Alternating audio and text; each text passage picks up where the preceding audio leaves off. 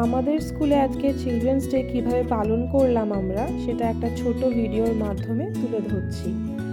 আপনাদের কেমন লাগলো সেটা আপনারা নিশ্চয়ই কমেন্টে জানাবেন।